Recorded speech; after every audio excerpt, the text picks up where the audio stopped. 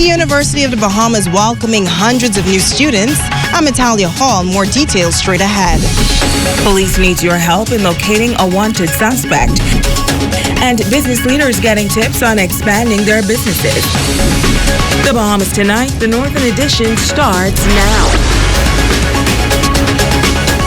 This is the Bahamas Tonight, Northern Edition.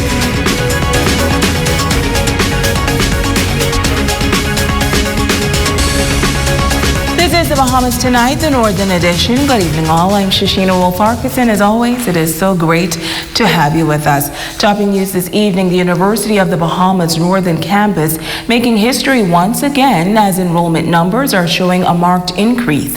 University leaders believe a recent initiative by the government can be credited for this spike. This morning, new students were officially welcomed during an orientation session. Natalia Hall has our top story.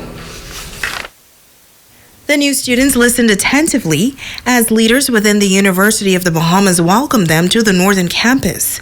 Vice President Dr. Ian Strawn says this year, the government offered grants that covers the tuition for all Bahamians who are academically eligible, which he says is a major benefit for students. It really means that, so many people who have to struggle to figure out how they're going to make the payments, that's one thing they don't have to worry about. The University of Bahamas has had historically a lot of part-timers, a lot of students who have to work and study.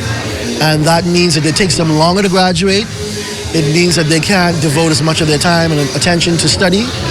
So that's one of the big changes that I hope to see, is that more students are doing full-time, because you're not eligible unless you're doing it full-time. Last year, a new dormitory was built and officially opened to students.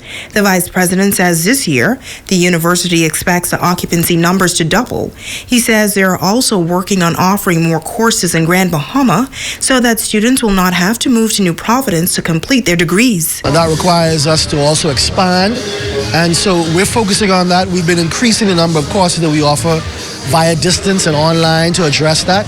For the first time in the last few years, we've been able to offer graduates who've done the entire biology with chemistry degree here.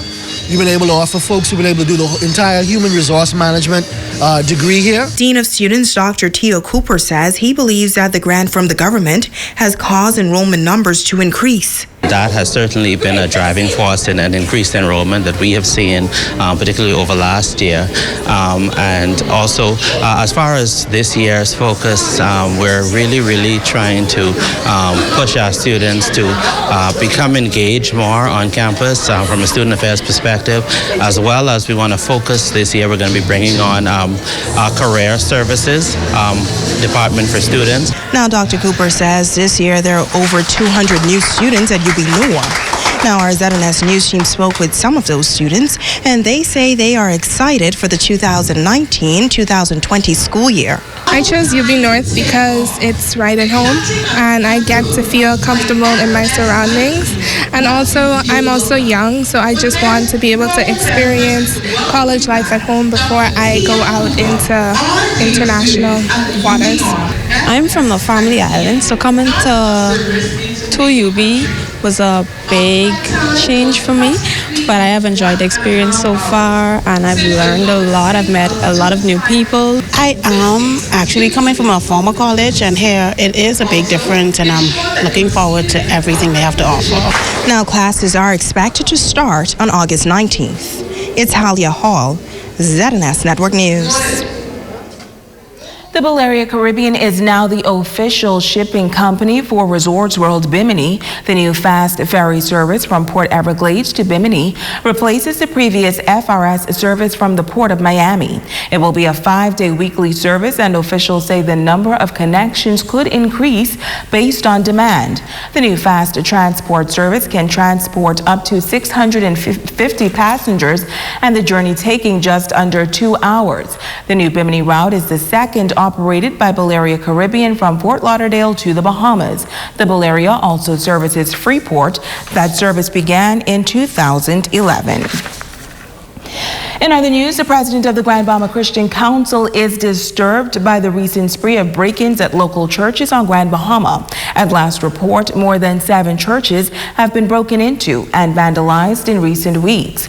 Tonight, the Christian leader says these incidents speak to moral degradation in today's society. Jamila Mizik picks up this story.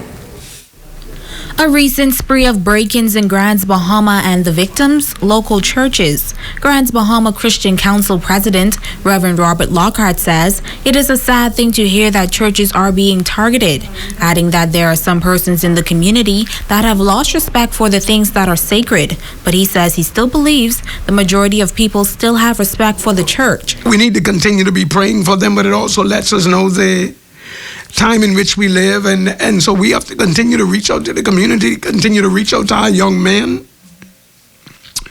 help them to feel like they are part of the community, and that we care about them and we care about their challenges, and also we can help them to see a better way to meet whatever their needs or goals they're trying to achieve, to do them the right way. Reverend Lockhart says he believes the recent break-ins have to do with the fact that some people are not properly raised and not being taught what is correct, as well as economic challenges cause persons to turn to crime to meet their needs. He says these days, though, churches should also take extra safety measures. I think even churches have to realize in the time in which we live, you need to have proper security. It really helps. And so I think it's a combination of things. Number one, I think every church ought to do its best to reach out to the community and let that community sense that they are a part of that community, that we care about the community, reach out to children all through their stages of development, when they're small, when they're teenagers, and as they're young adults, so that they can know that the church is a part of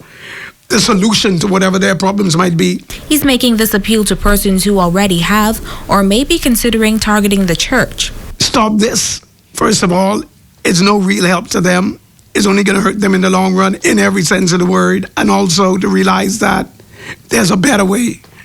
And many churches, if you have need, if you were to come to the church and say, I have a need, I can assure you that the majority of churches, if not all, will work some way to assist.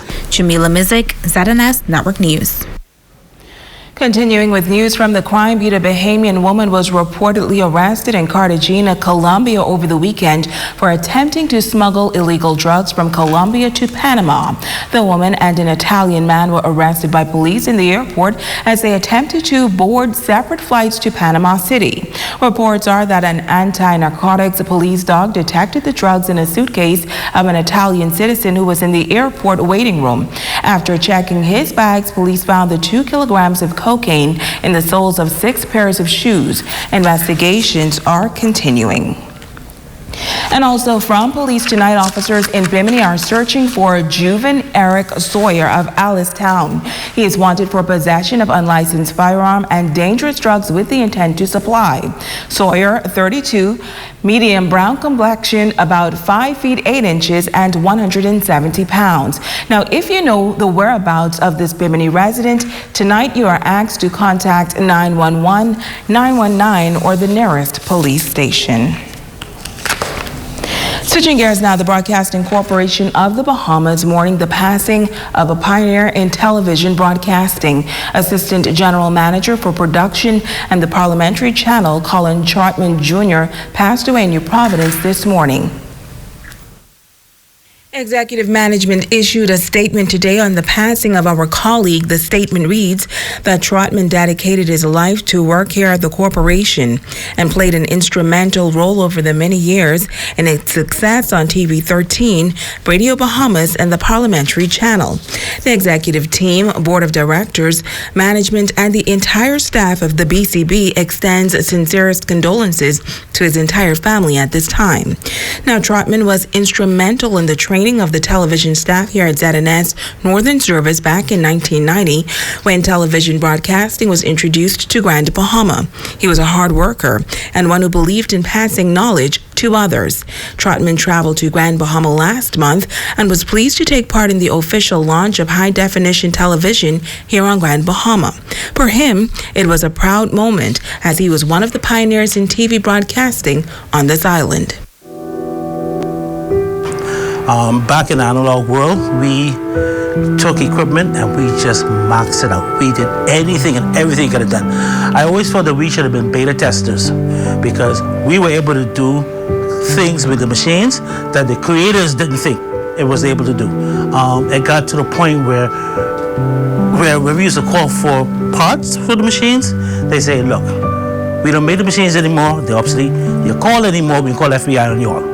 But we just continue to work with what we had. And I think that's what makes y'all guys so great today.